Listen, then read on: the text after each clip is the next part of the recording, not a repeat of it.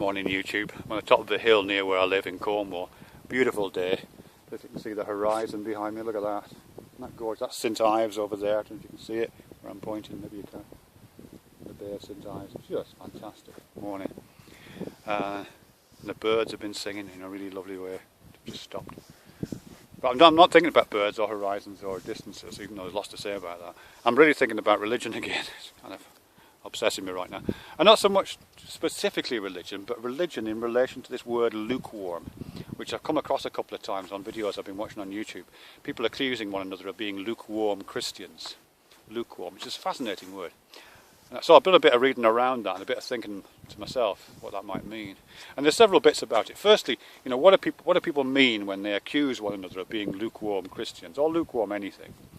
And then secondarily to that, in terms of Christianity, what did Jesus mean? To the extent that he used a phrase like lukewarm, which he probably didn't, but when he used a phrase like that, hot and cold, what did he mean? Did he mean the same thing that people are using on YouTube right now? And lastly, and most importantly and most interestingly to me at least, why lukewarm? Why the temperature metaphor? What does that signify? Okay, so first off, what do people mean when they say lukewarm? I mean, to me, it seems to me that when it's being used colloquially right now on YouTube, it just means kind of half-baked. Sorry to switch metaphors, but there you go. Or partial, or not fully committed. Going halfway to being a Christian, but not going all the way. And if you want to be a real Christian, in inverted commas, you have to go all the way. It's like that kind of an idea. So the idea of lukewarm is being used as a measure on a certain kind of scale that leads from cold to hot, but from 0 or negligible to 100%, that kind of thing, with hot being 100%, cold being 0%, and lukewarm being somewhere in the middle. So it's being used as a measure, a scale, on a scale, with the assumption being that a Christian is 100%, a real Christian is 100%, fully committed, no doubt in their mind, fully observant with all of the various practices, and carrying out all those practices, living the life, you know what I mean, living the life. Even if it's unachievable in full, at least that's the aspiration, and you should try to get to 100% and fully live the life, with presumably either an atheist or a devil worshipper or something like that being at 0. But if you're living half the life, if you're keeping the pews warm in church and saying a few Hail Marys occasionally, and you're kind of living saying the right things, but still going out boozing at weekends, then you're kind of halfway. I think that's the logic, isn't it? If you're lukewarm, you're halfway. If you're consorting with atheists, hanging out with atheists and tolerating them, you're kind of halfway. That's the logic of that, I think. So lukewarm is a measure on a scale. That's how it's being used. But is that what Jesus meant when he used a term like that? And again, this is open to interpretation, and I know with being an atheist, I don't have the magic sauce that allows me to read the Bible properly, apparently. But I just read using reading. But anyway, the reading that I've done, the bits of research around the sides of it, seemed to me to be suggesting that's not what he meant at all. I don't think he meant it. It doesn't look to me like Jesus meant that a lukewarm Christian was somebody who was like halfway there, a kind of tentative Christian with lots of compromise in their lives. He's saying, he talks about it in terms of hot or cold, and he talks about it saying, yes, you can be hot or cold, he says at one point, he says be hot or cold, but don't be in that mixture, or I'll spit you out my mouth, he says. He says if you're a mixture of hot and cold, if you're lukewarm, it's disgusting, it makes me feel sick. That's what he's saying there. And he's talking about it, I think the following passage in that bit talks about wealthy people who are kind of complacent in their faith. And I think he means wealthy not just in monetary and financial terms. I think he means wealthy in that kind of acquisition of a kind of spiritual spiritual materialism. I think that's a phrase from somewhere else, but never mind. But that kind of content and kind of sitting on your fat ass, you know what I mean? Content in your self-righteous grasp of everything holy, and condemnatory of those who are beneath you. It's that kind of idea, I think. And that's, I think, is what Jesus is talking about. He's saying you're combining the heat, the goodness, that end of the spectrum, the heat, the passion, the fire, of religious belief or commitment with the coldness, the zero, the distance from God, that end of the spectrum of complacency and of judgment and of lack of humility, those kind of things.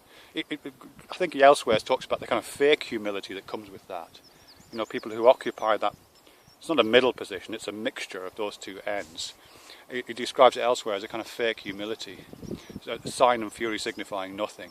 And it's that mixture, I think, that self-righteousness, that pious, judgmental attitude in which you walk the walk and you talk the talk, but it's all just walking and talking. You're not actually, and there's no cool self-examination. There's no humility there, and it's that I think he finds disgusting. So disgusting it makes him want to vomit. So he spits that lukewarm mixture of the hot and cold out of his mouth. That's my reading. It might not be yours, but interesting to me. But the other thing, which I do find interesting for other reasons, is why hot and cold? Why is he using a temperature metaphor to describe that scale? You know, why isn't it? Why isn't he talking about people being half-baked? Why isn't it a metaphor to do with being raw as opposed to being cooked? Why isn't it a metaphor to being low as opposed to high, or near as opposed to far, or solid as opposed to gas? You know, there's all kinds of ways, of describing, metaphorically speaking, as people who lie upon a scale or who combine different components. But he uses temperature, the hot and the cold. I think that's really interesting, all that, because that breaking up into temperature comes elsewhere, doesn't it? You find a lot of that. And they all kind of bleed into one another, the uses of these metaphors, heat and cold metaphors in this case. So, for example, in kind of religious thought generally, or the anthropology of religions, religions themselves are often broken down into hot and cold religions, or hot and cold religious practices more accurately, what are sometimes also paralleled with what are called Dionysian and Apollonian religions. The Dionysian religions, after Dionysus, are religious practices which kind of celebrate the body or enacted through the body very much, and they're usually, you know, passionate and incantatory and extreme and excessive, you know, and that might be, you know, lots of drinking and drug taking, all that kind of end of it, but might just be, it might be, you know, speaking in tongues and that kind of inflamed, incendiary Christianity. That's still Dionysian, which is associated with heat and passion. And then at the other end of it, there's what's called the Apollonian, after Apollo, which are religions, religious practices which are felt to be cool, and they're felt to be of the head rather than of the body. So they're ascetic, or they're calm, or they're thoughtful, or they're pensive, or they're they take place in quiet rooms, with people thinking and kind of scholarly activity associated with them. You know, then that's associated with coolness and the cold and the head, as opposed to the heat and the passions and the body.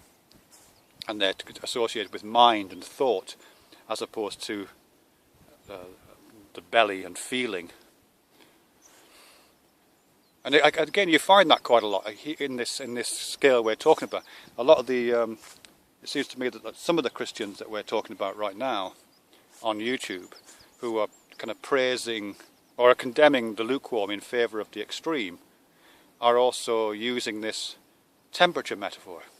It's associated with the passions, with heat, with the body, with the gut, to the extent that you reject the head. So there's a kind of anti-intellectual strand within it, where if you read books or you think too much, that's irreligious. The religious attitude is one in which you put the head aside, you put the books aside, you put thought aside, and you embrace feeling.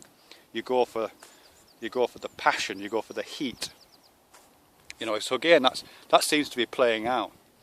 But of course, passion is no more a necessary component of religious practice than in those that you find in those Dionysian traditions.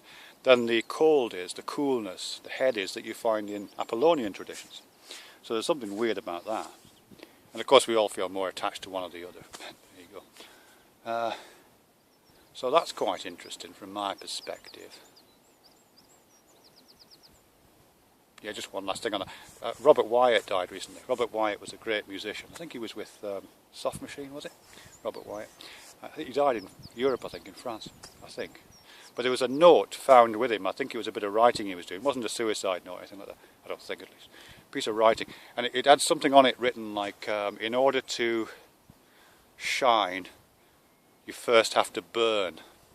In order to shine, you first have to burn. And it's a great phrase. And I think it's part of that metaphorical understanding we have, that mythology to do with shining and being radiant, but also shining in terms of being, brilliantly creative, being passionate, but also that it's a dangerous fire, to be touched by the dangerous fire of passion, and to shine brightly is also potentially to burn out. And of course that's romanticised fantastically in all of the romantic traditions and the religious traditions. But it's also worth remembering that Robert Wyatt didn't come up with that phrase first. I don't know who came up with it first, but it's most memorably associated with a certain German chancellor in the 1930s, who also said that, if a person wants to shine, like the sun, they first have to burn like it. So it's a very mixed blessing, this shining thing. Anyhow, that's all I got right now. I'll just show you the beautiful horizon.